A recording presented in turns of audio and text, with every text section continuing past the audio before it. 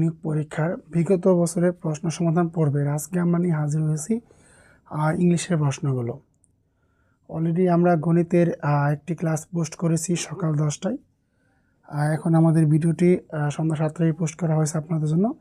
প্রতিদিন সকাল 10টায় এবং সন্ধ্যা 7টায় দুটি করে ভিডিও পোস্ট করা হবে। সো এটা হচ্ছে আমাদের ইংলিশের প্রথম পর্ব। আমাদের এই প্রথম পর্বে রয়েছে দুটি শব্দের অর্থ, একটা হচ্ছে স্যাপলিং, একটা রুডিমেন্টারি। এই স্যাপলিং শব্দের অর্থ কি, এখানে আপনাদের বিভিন্ন অপশন দেওয়া আছে, যেমন আদর করা, চারা গাছ, ঔষধ, নমুনা। এখন আমরা জানার চেষ্টা করব স্যাপলিং শব্দের অর্থটা কি।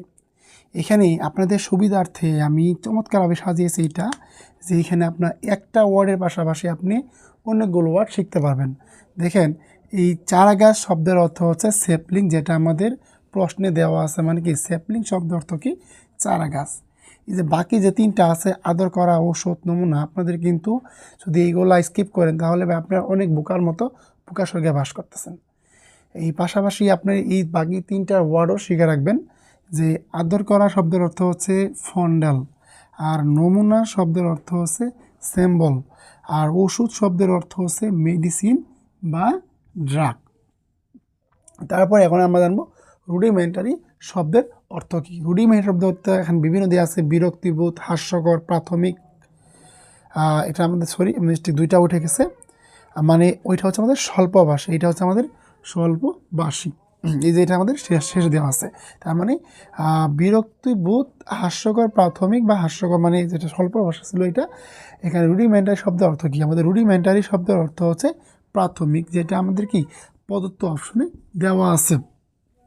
তারপর দেখেন পাশাপাশি যে আমাদের বাকি ওয়ার্ডগুলো আছে, এই যে বিরক্তিবোধ শব্দের ইংরেজি অর্থ হচ্ছে যে টায়ার্ড অফ শব্দের অর্থ কি? বিরক্তিবোধ। তারপরে হচ্ছে রিডিকুলাস বা ফানি শব্দের অর্থ হচ্ছে হাস্যকর, এবং যেটি আমাদের মিস হয়ে গিয়েছিল স্বল্পভাষী।